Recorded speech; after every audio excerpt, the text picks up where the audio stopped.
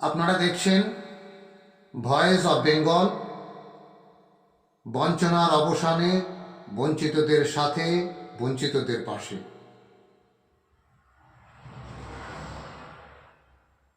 আজকের উপস্থাপনা গতকালকের পার্শ্ব শিক্ষকদের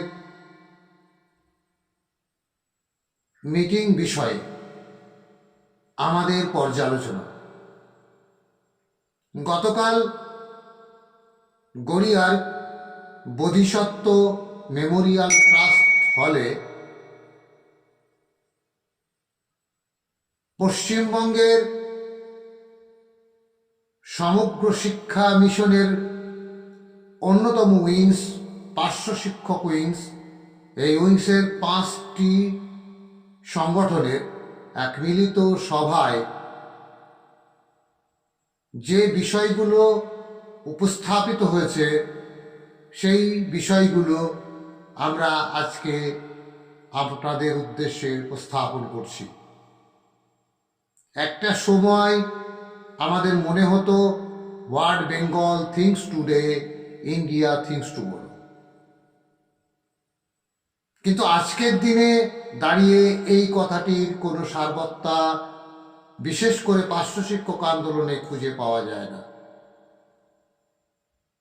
আমরা যাদেরকে পিছিয়ে পড়া রাজ্য বলতাম, সেই বিহার রাধেশ্যামের নেতৃত্বে যেটা করেছে সেটা অত্যন্ত ঐতিহাসিক এবং অবশ্যই অভিনন্দিত।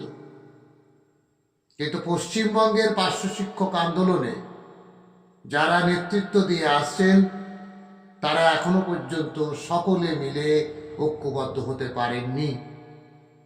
তবুও মন্দের ভালো যে একমাত্র বিরোধী সরকারি সংগঠন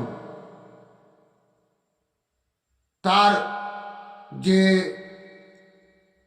দুটি গোষ্ঠী আছে, সেই দুটি গোষ্ঠী বাদে বাকি পশ্চিমবঙ্গের সমস্ত পার্শ্ব শিক্ষক সংগঠন গতকালকের আলোচনায় মিলিত হয়েছে এবং তারা একটা সিদ্ধান্ত গ্রহণ করেছে যে আগামী 28শে ডিসেম্বর রবিবার বেলা 12টায় কলকাতার একটা নির্দিষ্ট জায়গায় সমগ্র শিক্ষা বাঁচাও মঞ্চের আলোচনায় পূর্ণাঙ্গ 12টি সংগঠনকে আহ্বান করা হবে।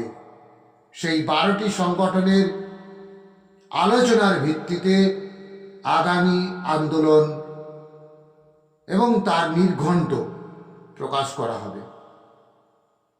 এই বিষয়ে গতকালকের আলোচনায় প্রত্যেকটি সংগঠন পুরোপুরি সহমত পোষণ করেছে।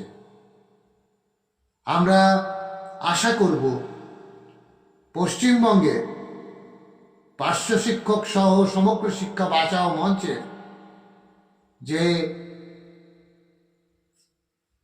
বেতন বৃদ্ধির ফাইল কার্যকর করার দাবিতে যে আন্দোলন করে উঠেছে এবং শিক্ষা বাঁচাও যে আন্দোলন পুরোপুরি পরিচালিত হচ্ছে তা অবশ্যই সফলতা লাভ করবে বলে আমাদের দৃঢ় বিশ্বাস।